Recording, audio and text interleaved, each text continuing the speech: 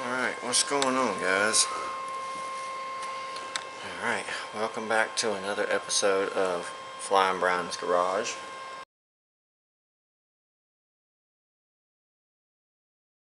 Sitting in the office right now. I've actually got the video, the first ride on the beast, on the computer right now. It is it's getting ready to get uploaded to YouTube, so y'all will see it way before y'all will see this one. But I have, you know, in previous videos I said I was hurting, my back was hurting. Well, I did something the other day that completely screwed it up, and I've been stuck in the house for about 5 days. But I'm back up on my feet again, and I can't let the videos, you know, just sit aside. So at least I'm gonna do is go out today and do something easy, something I need to do anyway. We need to go out and run some tests on the 17.5 that I put on the beast, the test engine, so I can get it running right and get it put back on my lawnmower. So what we need to do is we need to go out there and run a bunch of tests on it, figure out what's wrong with it, and fix the problem. So we're going to do just that in just a few minutes. So let's get outside and get to it. Alright, we are out here, and I've already got some testers hooked up. We're going to go ahead and do a spark check real quick. I know it's got spark, but I want to see how consistent it is as it runs. Also went ahead and hooked up the battery meter. It says it's in the middle state and it's okay, but then again I look over here at my voltmeter and I'm right at 12.7. So we're going to put the muffler back on so it's not so loud. But let's go ahead and fire it up and see what our spark's looking like.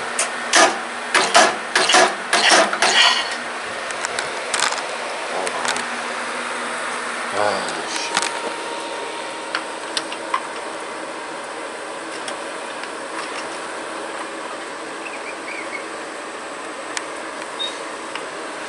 Alright, here we go.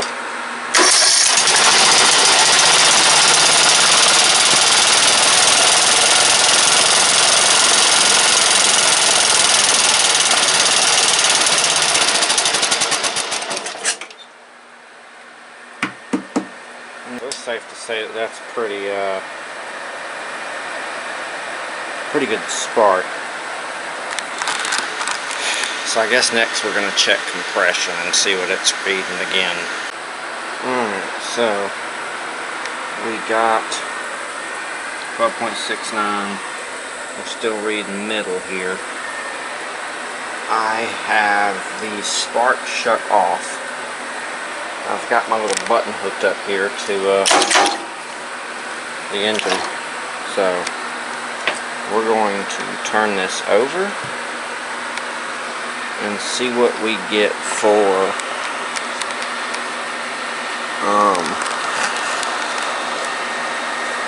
compression.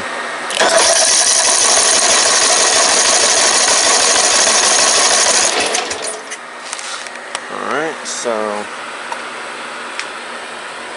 I got about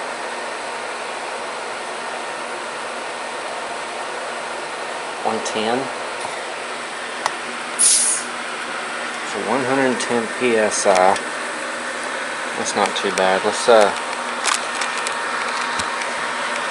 hold on, bear with me, guys. I'm trying to do this all with one hand. Let's give this one more go.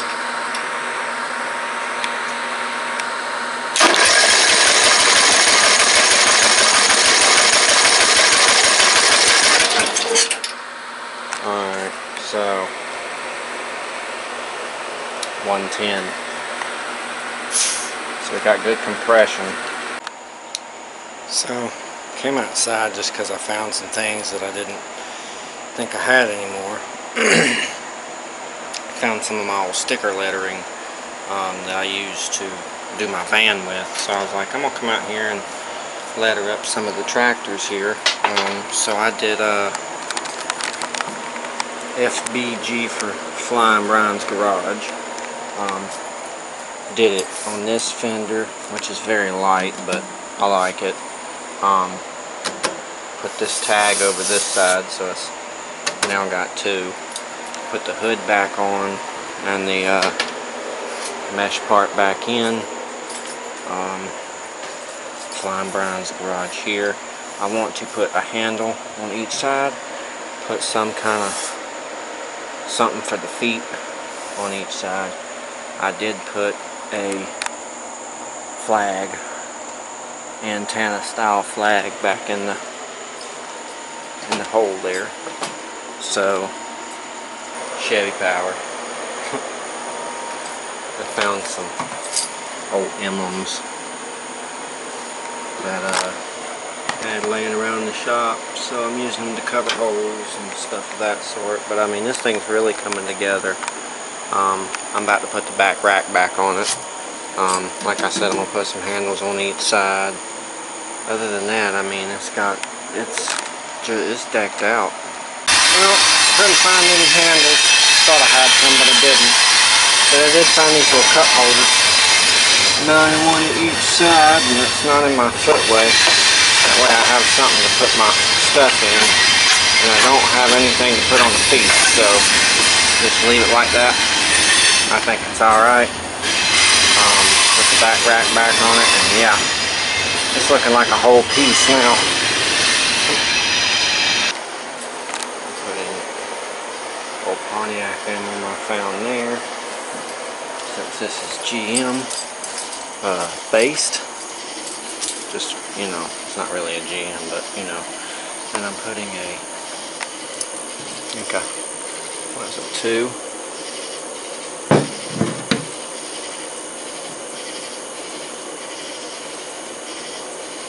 One and 7/8 on the rear. That way I have a tow ball. Alright, so last mod of the night. It's got a hitch on it, 1 and 7/8. It's got the cup holders to recap. We've got all the mods here. Little things here and there. Oh, I'm missing a screw. I gotta get that sunk in. Other than that, I think she's looking pretty good. All I need is some handles back here and maybe another flag, rip flag. But I just figured I'd do a little out here tonight, get it on camera. I'm going to go ahead and cut this, and next clip it'll be tomorrow, and we will be back on fixing the engine. So see you guys tomorrow. Alright guys, so I'm just going to take a quick second here and got to say a couple things. I guess this is my little commercial, but subscribe to the channel. Go down there and like it, because it don't get seen if you don't like it. Apparently YouTube has some kind of weird algorithm or whatever the hell it's called, that just, if you don't like and engage in the videos, they don't get seen as much. So comment down below, like the videos, go check out Facebook, the Instagram, and I'm probably going to lose the Snapchat soon, so I wouldn't even bother with that. Other than that, yeah, go do all those things, and go check out some of the previous videos that I've filmed before. There's tons of videos on this channel, and you know, there's pretty good videos back then, and it'll kind of show you where I've came from and where I've gotten to. So go check out those videos and keep engaging with ones I'm making, and that's all I really got to say. So let's get back into the video. Alright, it's been a while, and we are now back on the beast. I have had multiple projects in between this. This video has drug on for a long time, but it is time to finally get this engine tweaked and tuned so we can get it on the mower and get the 22 horse 670cc Briggs and Stratton installed and running on the beast. So, in the last clip of this video, or the last, you know, before this came about, yeah, here. We were trying to figure out what was wrong with the engine and why it was running the way it was running, and I figured it out. Two things: valves out of adjustment. And I figured that out for sure because there is a point in time where you will kill this engine and the compression release will not engage. So therefore what I'm having to do is I'm having to take and turn the engine over by hand until it gets past that stroke, and then I can hit the key and it'll fire up. But if it dies, or if I kill it and it catches right in that compression, started that compression stroke, and that compression release ain't working, it's not turning over with that key. Not at all. So therefore my valves are out of adjustment, and that is probably one of the reasons it's running the way it is. Number two, carburetor.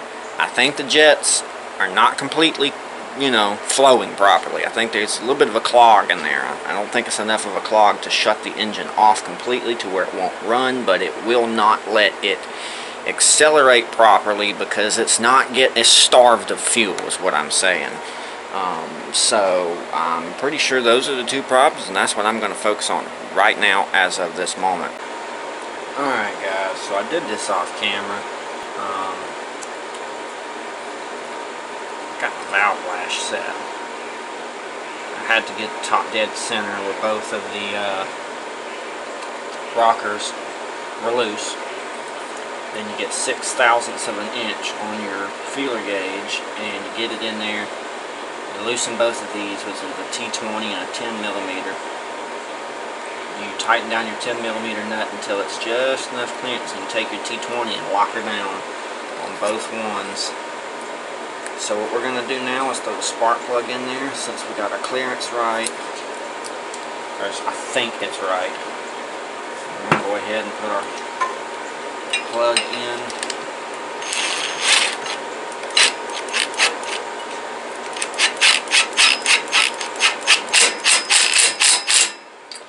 Okay, plugs in. Wipe off the oil from the tip. That way it don't interfere with the spark. We're going to put our spark tester in line, just to get an idea of what's going on. So we got the spark tester in.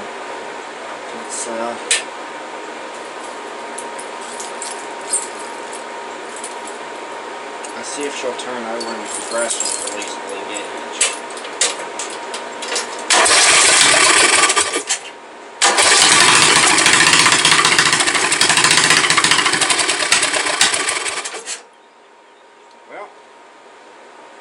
We got oil flow, which is a good thing. So we know our oil's getting to where it needs to be. I don't think I got any on the camera lens. Now what I'm going to do is I'm going to go ahead and put the valve cover back in place.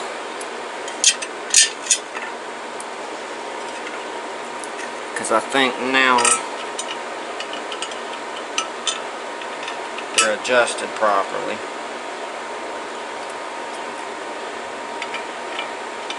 So let's get our valve cover back on so we're not spewing oil out everywhere. Really wanted to test it without the valve cover just to see how the oil pump was working in this engine. That is one thing that I was a little worried about, because of the sounds that it makes and the oil problem that it's been having. Oil consumption, really, because it has been consuming the shit.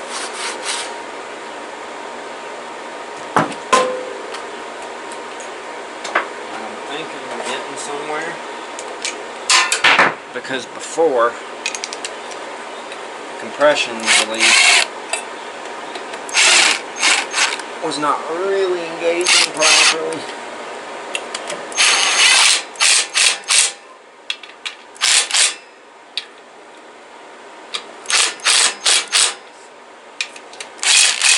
Alright, valve cover's on.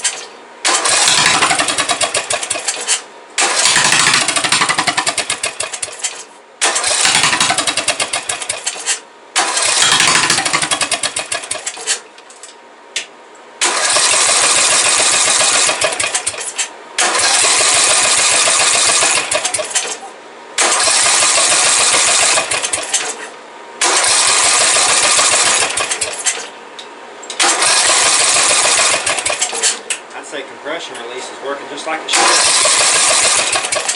Alright. Well, now we know for a fact that our valves are adjusted properly. So, it's one step in the right direction. Got a spark. Alright. Now all we really need to do is pull off our carburetor, because I can tell that that is still being starved of fuel. So let's pull off our carb and check, see what that's going to look like for us, get it cleaned up, and throw it back on. Okay. So we got our carburetor off. We have some parts in the parts wash here. Some of the bolts, some of the carb parts, you know, stuff of that sort. I'm going to go ahead and submerge that again. I was going to use the actual bucket for this, but I realized that it actually had pinholes in the bottom, and I'm glad I didn't even start using it because of that. I'm pretty sure this one's leak free.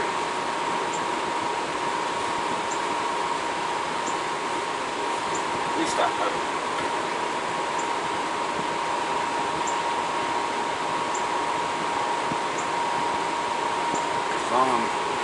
All I'm needing is a good little itty bitty parts wash. I'm going to remove this valve here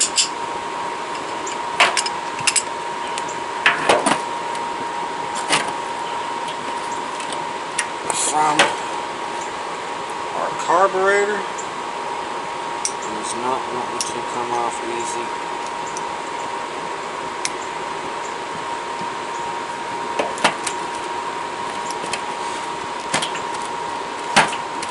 There we go.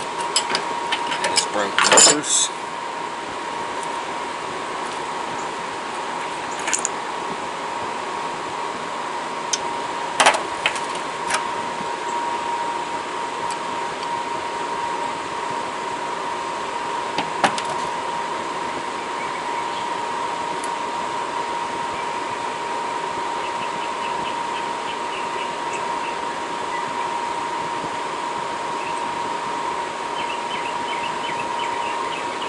Okay, that's out.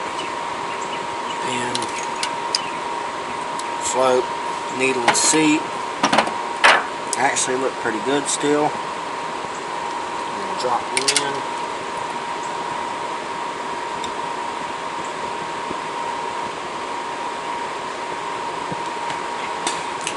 Now what I'm about to do is I'm about to pull the valves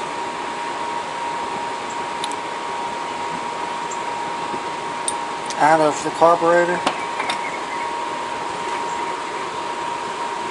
The jets, as I should say. Got one right here.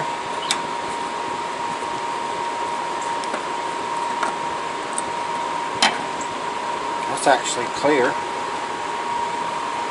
Clean and clear. You can actually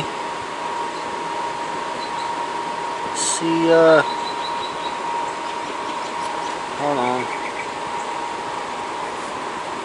You can see through it. So, I will call that one good. Let's get the one out of the middle here.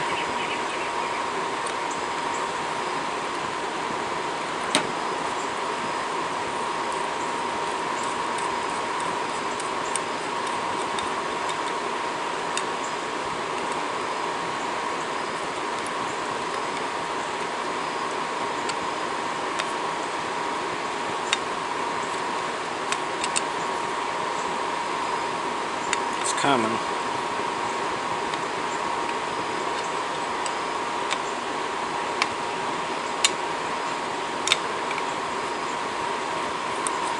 There we go.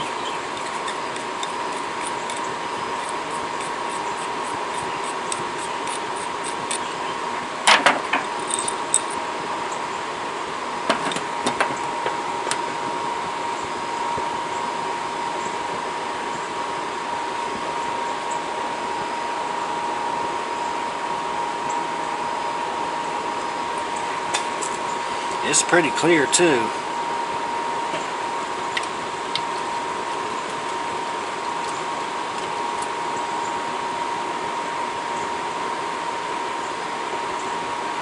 Probably try to clean it out a little bit, but it ain't very dirty. And then the rest of the carburetor looks decent. Let's start cleaning up some parts.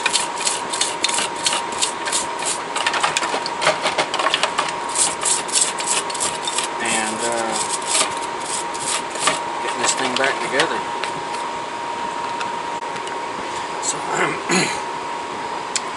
So I am in the middle of reassembling the carburetor. I've got the jets back in, and I've got the needle in the seat with the float and the pin.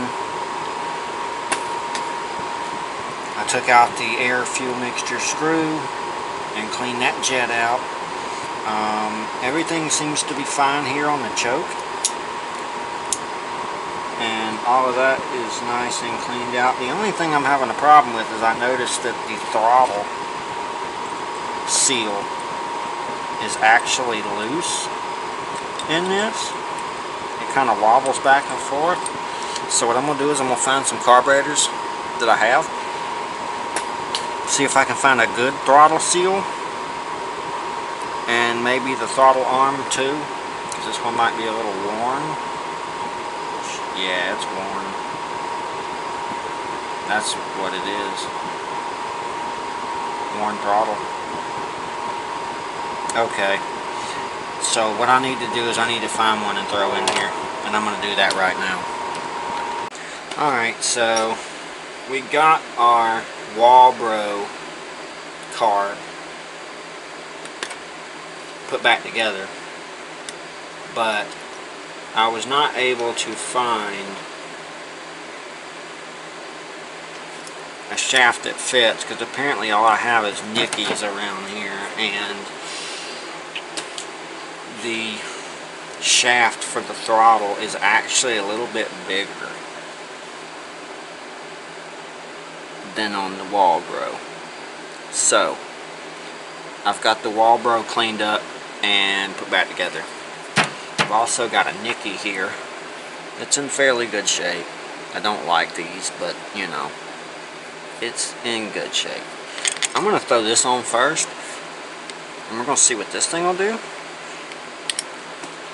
Because this actually got a lot tighter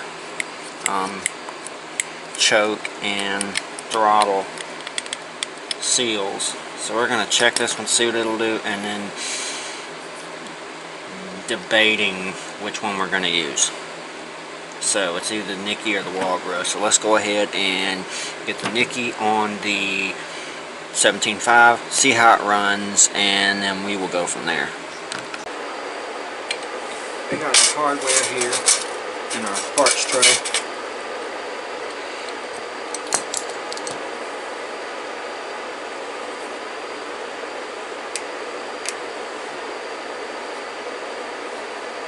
We got our carburetor to go on. So let's hook up our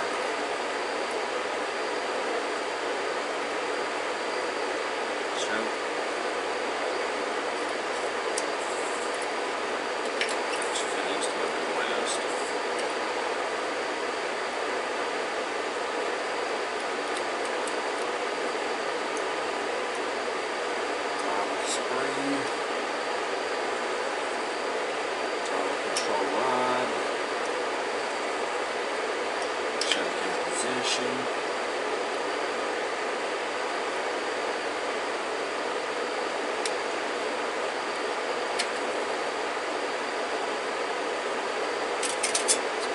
Carburetor down into place.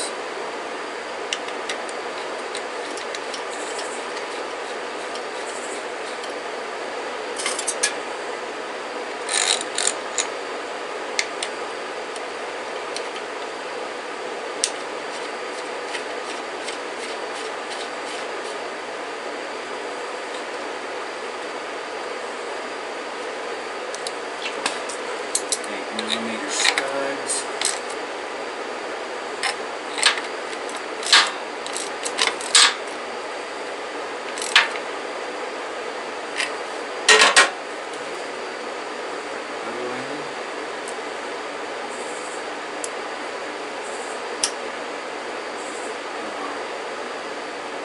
Gasket here.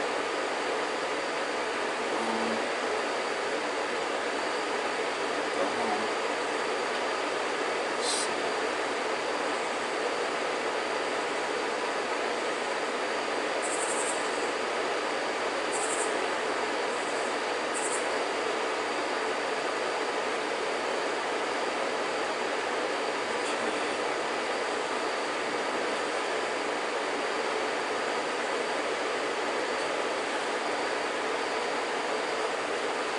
Rubber bearing is in place. Gasket is in place. And now installing in nuts.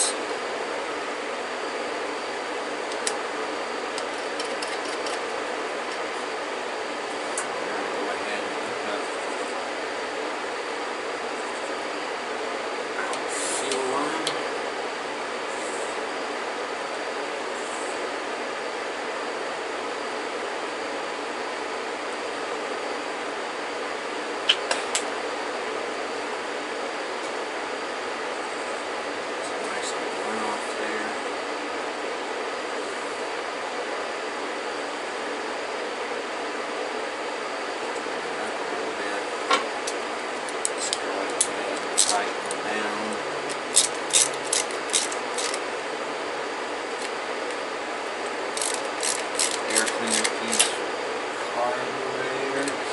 She's connected, so let's go ahead and fire this thing up. Let's see how she's going to do. I got a muffler on it to quiet it down for the neighborhood because it is dark. I'm going to bottle feed it. A little bit into it, and let's go.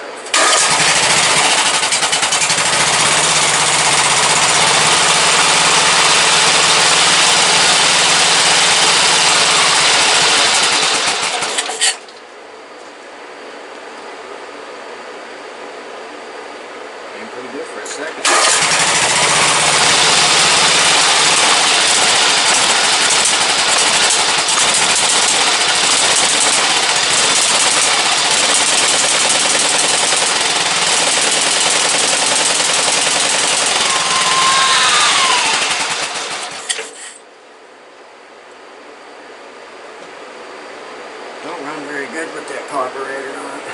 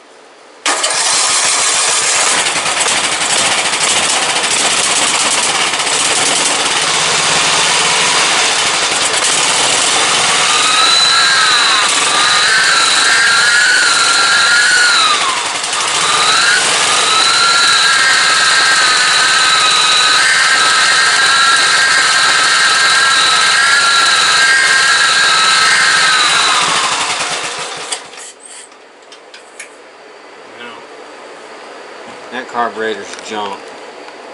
Let's put the other one back on it and see what it does.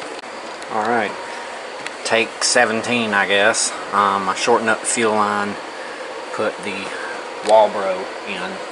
I had to hand cut a gasket out of some gasket material because this one was wasted. So I cut me one out, got it installed. We're actually going to fire this thing up now and see if it is any damn better than what it was before. Let's lock her for a little bit so she can grab her own. That was a little much, but whatever.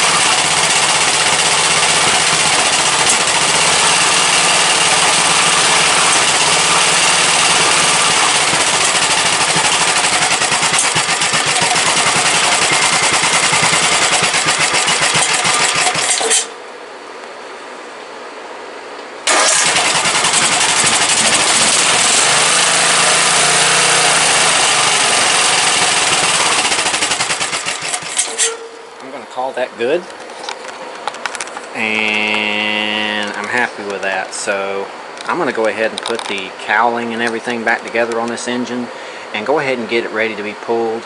And pulling and engine swapping will be in the next video.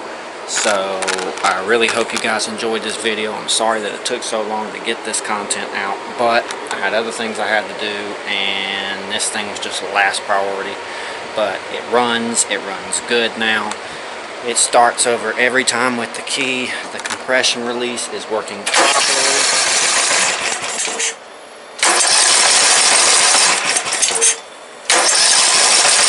Just like it should. Like a brand new healthy 17.5. So go down there and leave me a like, comment down below if you have any questions about this engine, this build, anything I got going on over here, questions about your own stuff, or just want to say something in general. Facebook, Instagram, I'm not sure I'm going to keep Snapchat. So subscribe, like, comment, all that good stuff. See you guys on the next one. Repull this engine off this tractor.